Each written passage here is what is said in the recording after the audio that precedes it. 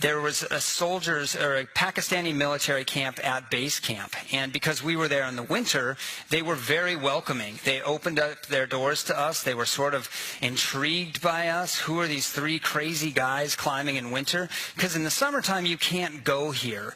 It's just off limits because there's too many people up on the glacier.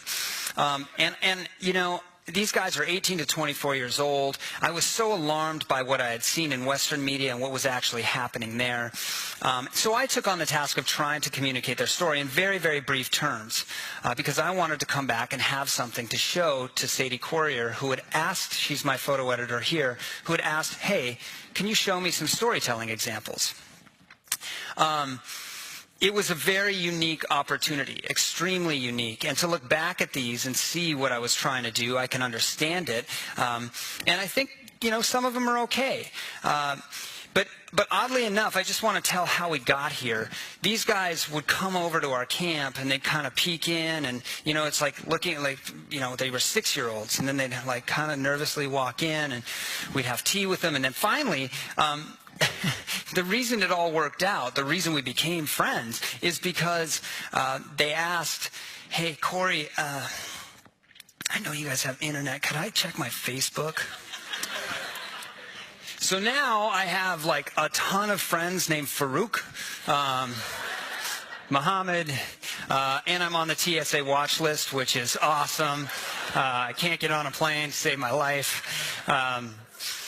But, you know, it was a real lesson in creating intimacy and learning through nonverbal communication and trying to take pictures that told deeper, more meaningful stories and really using that which is different to show that which makes us all the same. I love this photograph. It's like not technically perfect. What self-respecting photographer leaves a shadow in the bottom? Like, it's like hardly in focus, but the guy has a purple tracksuit.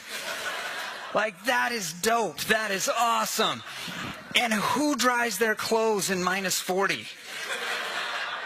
Why would you do that? But the thing is, it's just like, I'm a guy out drying my clothes. Sure, I'm in the Pakistani military on the highest battlefield in the world, but guess what? It's relatable. And that's what brings us together. That's the power of photography. It brings us together. It brings us closer. This is hard living up here. This is very intimate space. And to be invited in and to be shown that level of friendship was a true gift. And it made me connect with these guys in a way, a very real way, where I started feeling much more for their struggle. And their struggle is one that is very, very real. Bertrand Russell has a wonderful quote.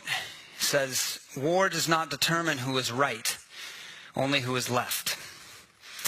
And, you know, I found this foot of a Pakistani soldier frozen in the ice on the glacier, and it occurred to me that this is somebody's son and probably somebody's brother and maybe somebody's uncle. You know, these wars are ugly and they leave scars. And our actions as humans have consequences. They all do. But this led me to my first assignment for National Geographic. They said, yeah, you can take a couple pictures. We'll try.